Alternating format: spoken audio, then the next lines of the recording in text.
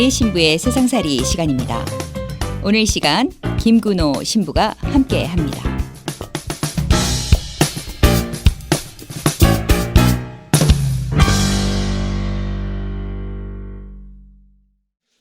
안녕하세요. 내 신부의 세상살이 김근호 신부입니다.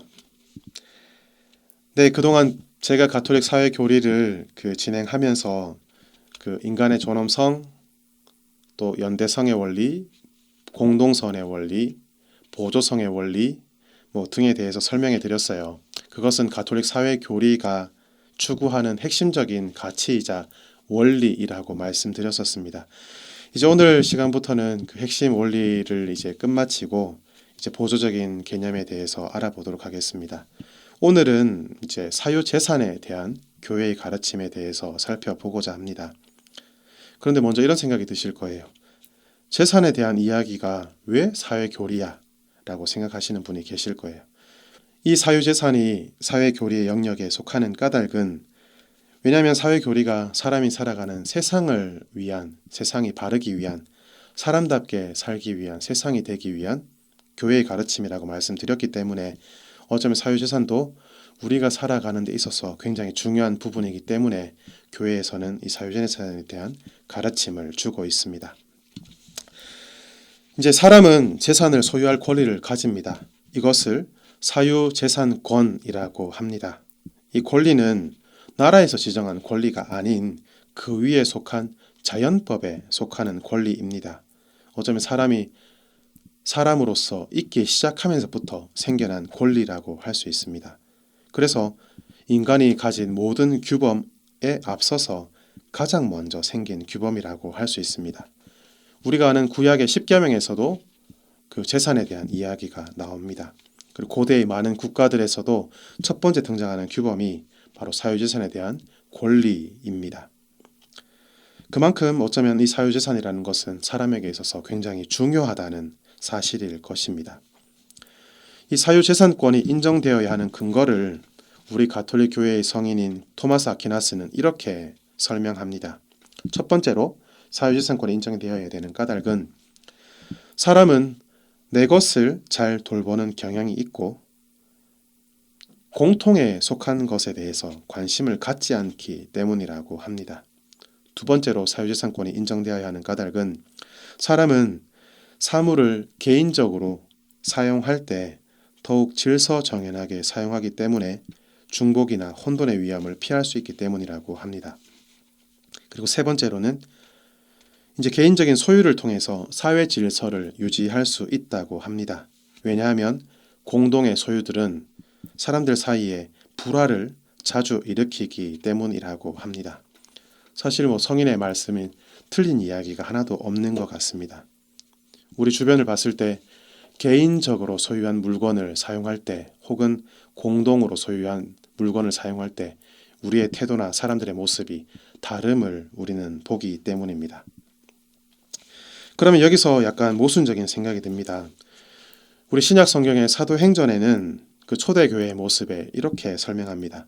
신도들이 자신들의 소유한 재산을 교회에 내어놓고 공동으로 소유하며 살았다라는 그 말씀이 있죠. 그래서 사유재산은 어쩌면 교회의 가르침과 배치되는 것이 아닐까라고 생각하실 텐데요.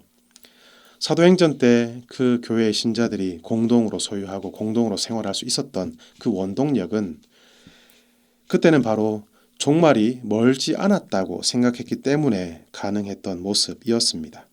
그리고 그때 교회 공동체 안에 문제가 없었던 것이 아니었습니다.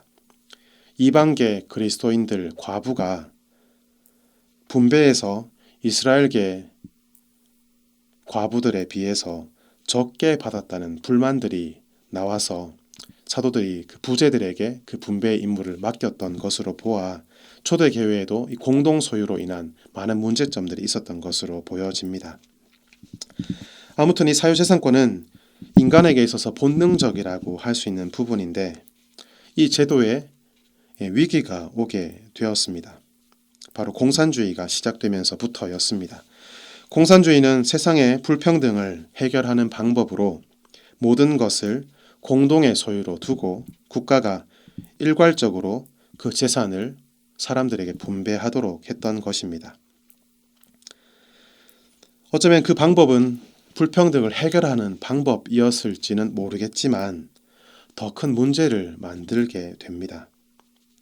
공산당에 의해서 모든 것이 국가 소유가 되고 개인들은 그 국가를 유지하기 위한 수단으로 전락되고 말았습니다.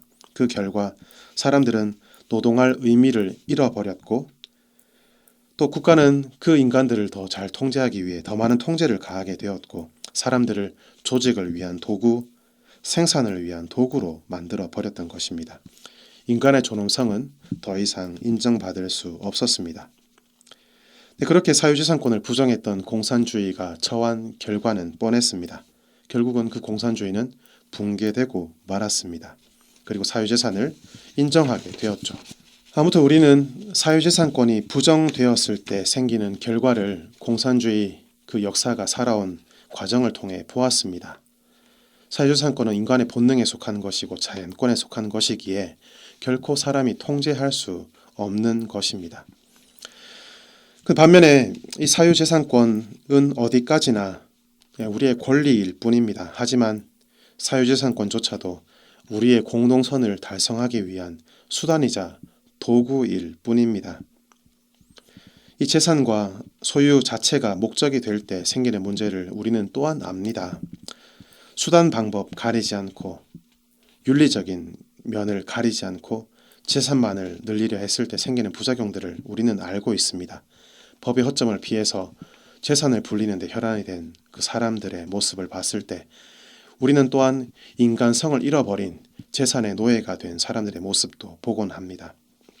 그래서 어쩌면 교회는 우리가 가진 사유재산을 지혜롭게 활용할 것을 당부합니다. 과도한 집착 역시도 우리의 인간의 존엄성을 침해해 버리기 때문입니다. 서구권에서 많은 이들이 생전이나 사후에 재산을 자식에게 증여하는 것이 아니라 국가나 사회단체나 종교단체에 기부하는 것도 사유재산이 자신의 목적이 아니라 사유재산이 공동선을 위해 존재하는 것임을 알기에 그렇게 할 수 있는 것입니다. 우리도 우리가 가진 소유에 대해서 다시 한번 생각해 보면 좋겠습니다.